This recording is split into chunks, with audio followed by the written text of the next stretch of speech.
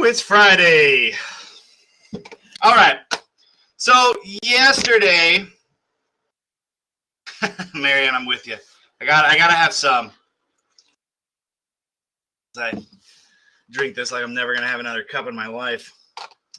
Yesterday we started looking at the letter from Birmingham Jail, and that's our Unit 4 assessment.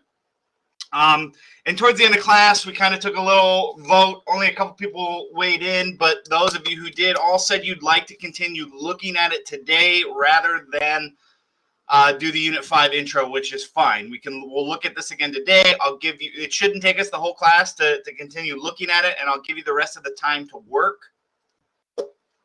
And then we'll start the Unit 5 introduction on Monday, and we'll go from there, all right? So let me go ahead and share my screen. Again, on the modules tab, you'll see I moved Unit 4 assessment down from Thursday to Friday.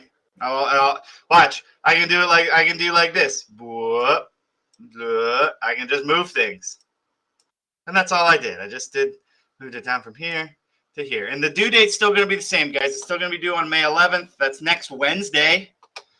For those of you who are unsure. Let's go ahead and take a look. All right, so you should have already made a copy of the primary source document analysis. Let me go ahead and find my copy because we started answering questions on it. That's in my drive.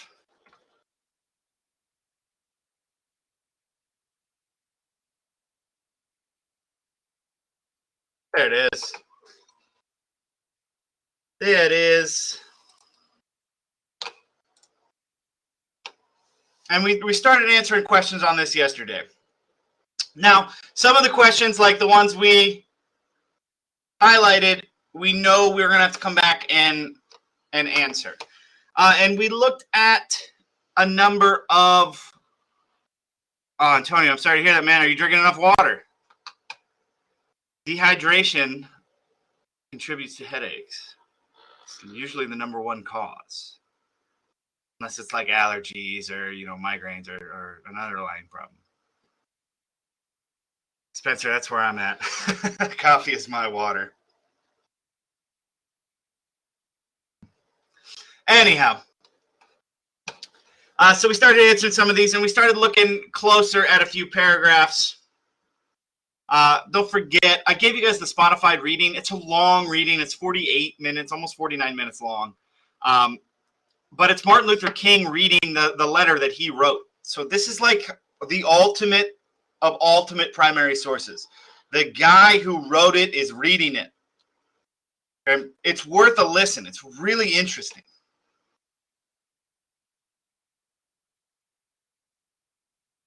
No, somebody uploaded it to Spotify. All right, so yesterday we got a chance to look at paragraph 1. We looked at paragraph 5 and 6. And then we looked at this big long one, paragraph 9. That's where we ran out of time. But in this paragraph 9, I wrote, can you feel the anger that Dr. King feels about the situation in this paragraph? And this is in terms of like segregation, right? And he's offering his perspective, where he's talking about, where it says right here, when you have seen vicious mobs lynch your mothers and fathers at will and drown your sisters and brothers at whim, when you see hate-filled policemen curse, kick, brutalize, and even kill your black brothers and sisters with impunity, and he's describing all of the things that he himself has seen during the civil rights movement. And he's writing this letter to those clergymen who are saying, like, you're out of line for being a reverend, right? You're going too far. You're going too extreme. And then he starts to talk a little bit more personally when he says,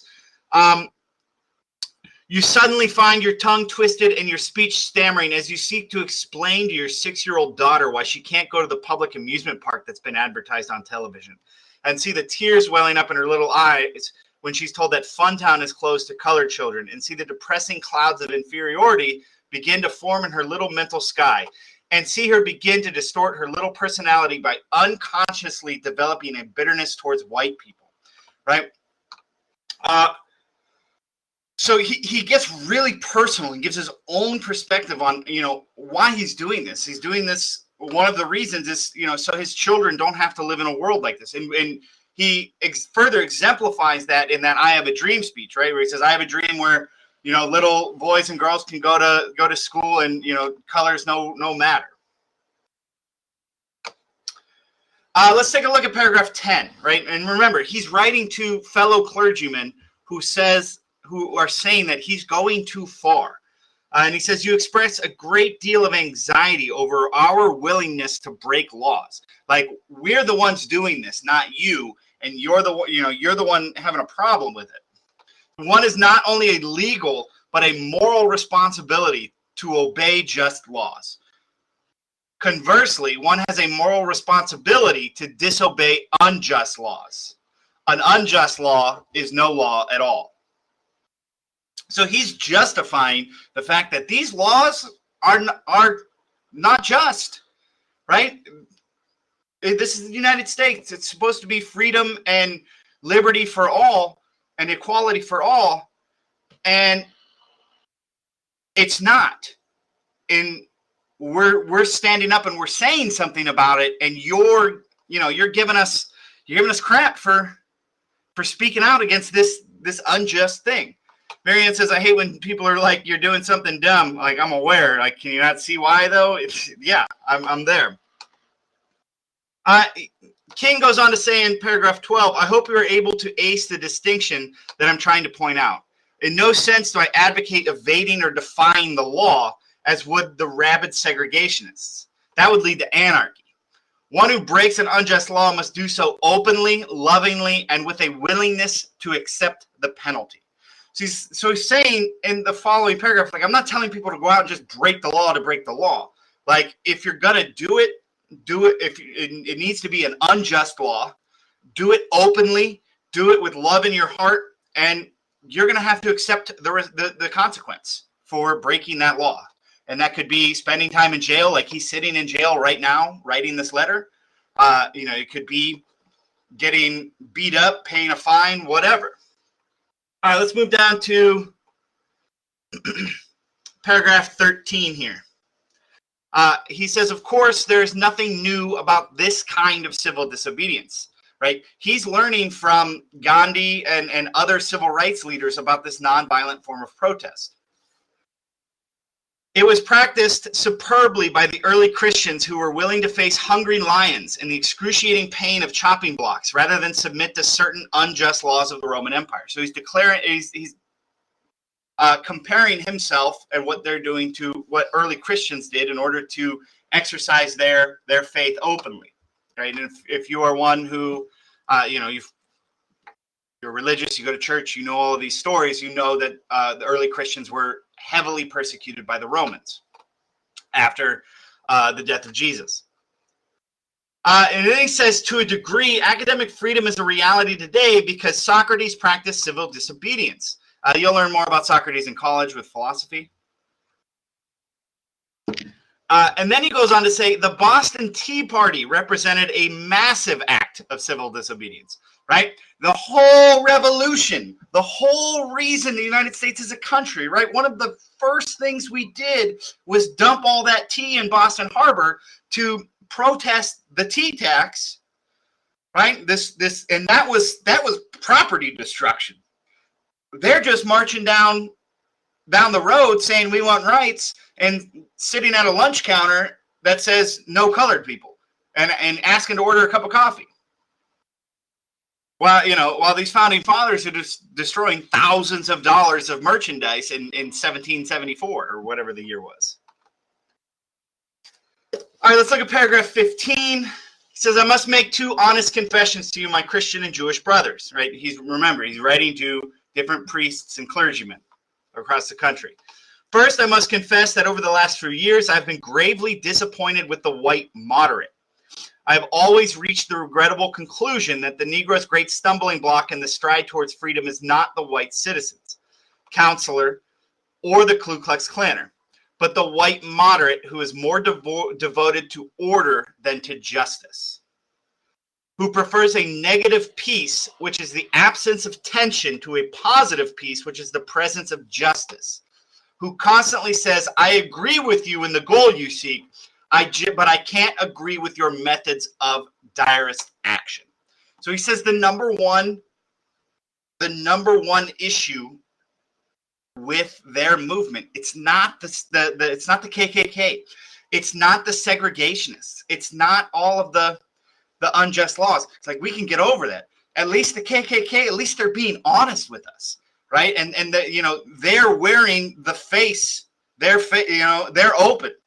They're telling us why they don't like us. So it's the moderates, it's the white moderates who are saying, like, yeah, we agree with you, but, like, don't you think you're going a little far?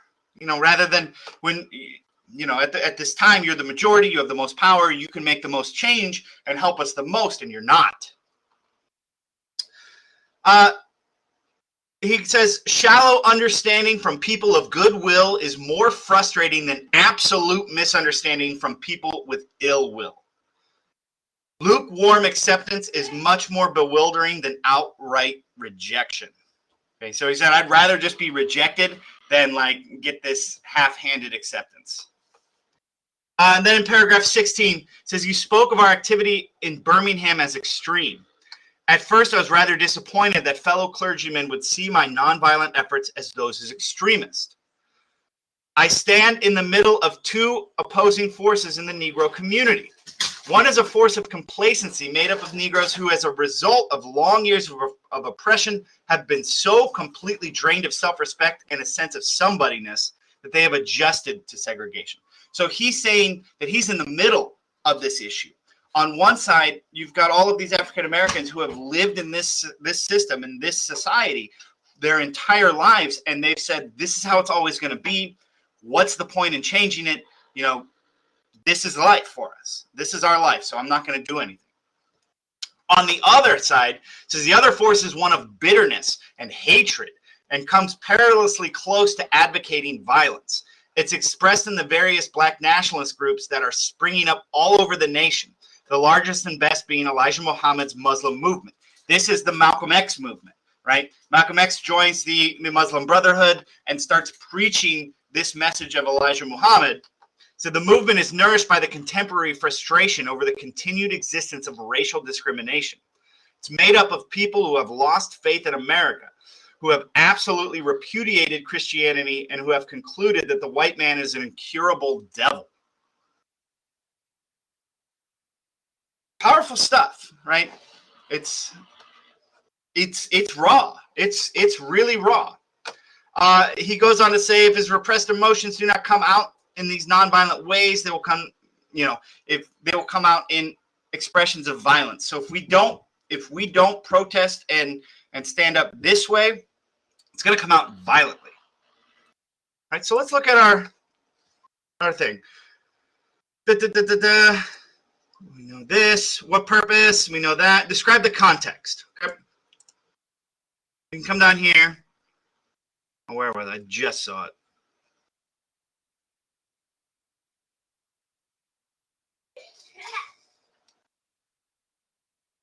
Paragraph 18 gives us the full context, I feel. In spite of my shattered dreams of the past, I came to Birmingham with the hope that the white religious leadership in the community would see the justice of our cause and with deep moral concern serve as a channel through which our just grievances could get the power structure it needed. I'd hope that each of you would understand, but I've again been disappointed. So what's the context, right? MLK, make that red. MLK goes to Birmingham to march for civil rights and gets thrown in jail. What else is going on at the time? You've got the freedom rides, the bus boycotts.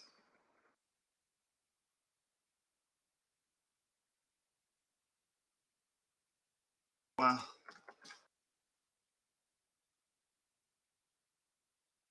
Summarize the document. Explain the main ideas expressed and 3 significant details. That one I'm going to leave for you. Okay. I want you to summarize. What is the summary of this? Yeah. Okay, Marianne. Protests we can definitely put. Right. It's also the 1960s. So there are Vietnam protests and civil rights protests.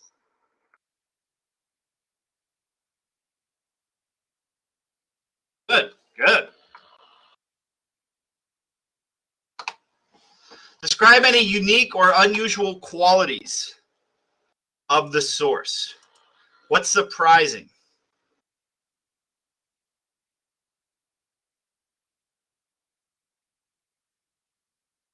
Wait. Let's go back up to this one, actually. Let's go back up to number 2. We'll take our highlight away and see. Can we, now that we've read through most of this together, again, we haven't read through all of it, obviously, but can we understand his point of view in this letter? Yes, no, maybe so. Anybody out there? I know you all can hear my kid giggling and laughing watching Mickey Mouse Clubhouse in the next room.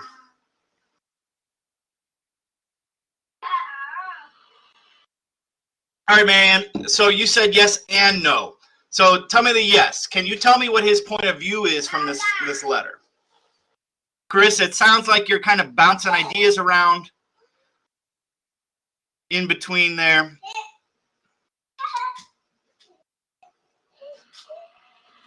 No. That's you're right. So why is he upset, Marianne? You said you can get why he's upset. So why is he? And you're right. You were never there, so you can't say how truly bad it is. That's why we have this primary source, right? He's writing this letter.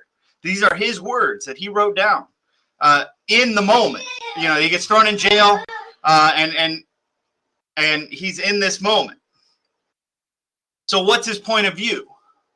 Marianne says he is upset, but why? Because people of color are being mistreated. Yes, but I think that's not the big reason why he's upset in this letter.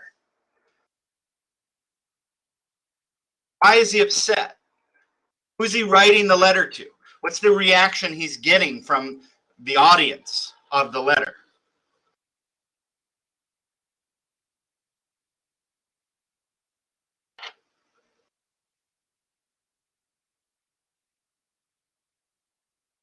Yes, Carissa, great job. He's upset because fellow clergymen, right, people of the cloth,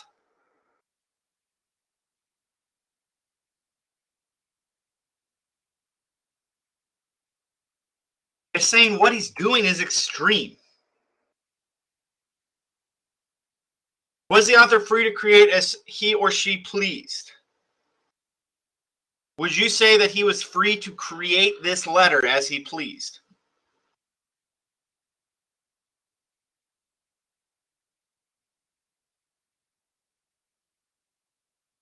I would too. I would say yes.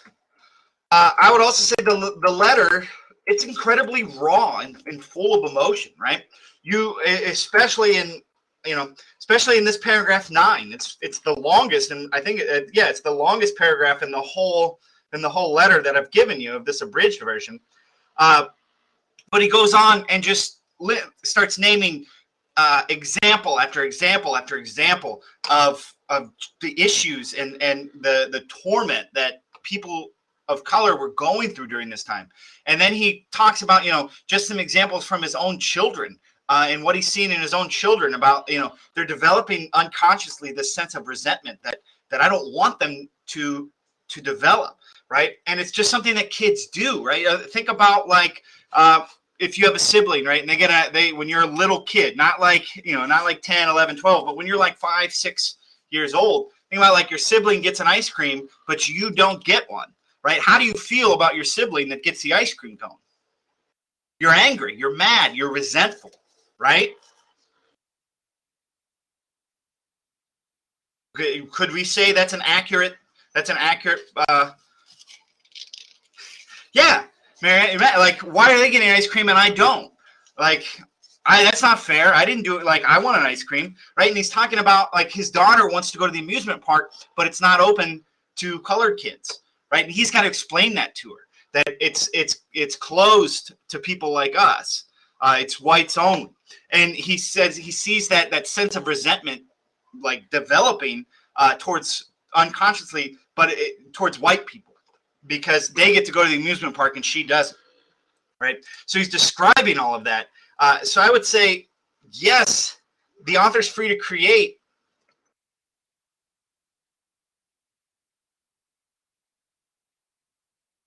as they please, because this letter is incredibly emotional. I would also say it's incredibly well thought out, and I would also say it's very raw. Right? These are somebody's very raw emotions put to paper in a time where you're incredibly vulnerable. Right? He's sitting in a jail cell when he's writing this.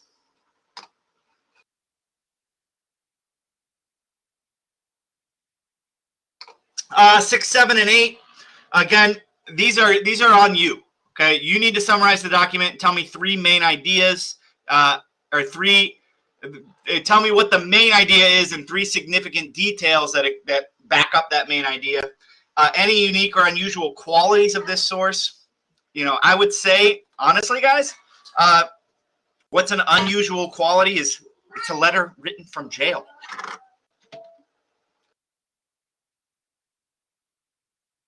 Right? I would say that's pretty unusual. How many prisoner correspondence do you read in school? And then examine an interesting quotation or sentence and tell me why you selected this statement. Okay. We've actually looked at 2 this week. He mailed it. When you're in jail, you still have certain rights. Like you're allowed access to pens and papers. You still get access to the mail.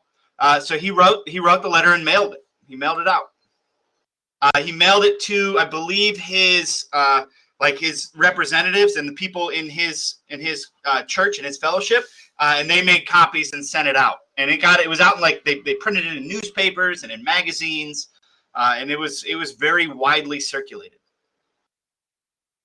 Which is why we look at it when we discuss the civil rights period. But guys, we've already actually looked at 2 quotes from this letter. The first is Wednesday's thought. History is the long and tragic story of the fact that privileged groups seldom give up their privileges voluntarily. That's a quote from this. And then the discussion from Wednesday was also another quote from this. So find another one. Don't use these 2, please.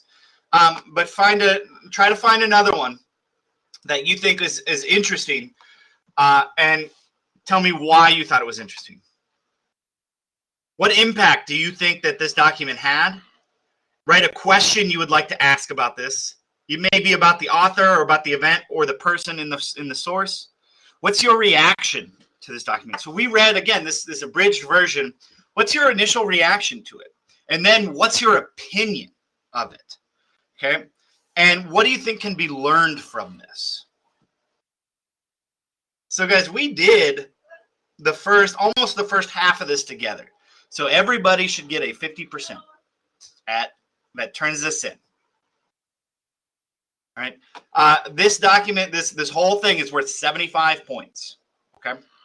Remember, you're writing in complete. You're using complete sentences. You're going to write using complete sentences. You need to answer every question. All of your writings and thoughts need to be original. That means no Google, no copy and paste.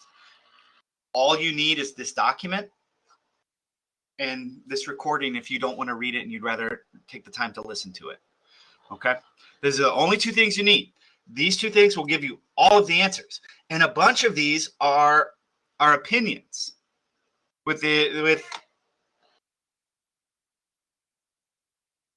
So as long as you can justify your answer, you can get full credit. All right.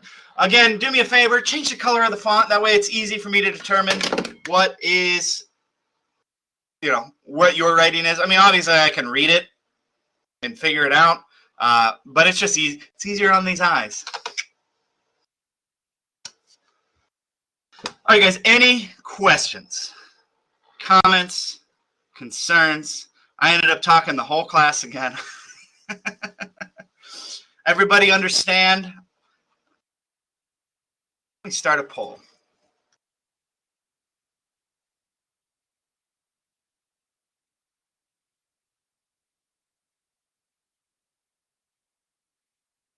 Everyone understand the assessment?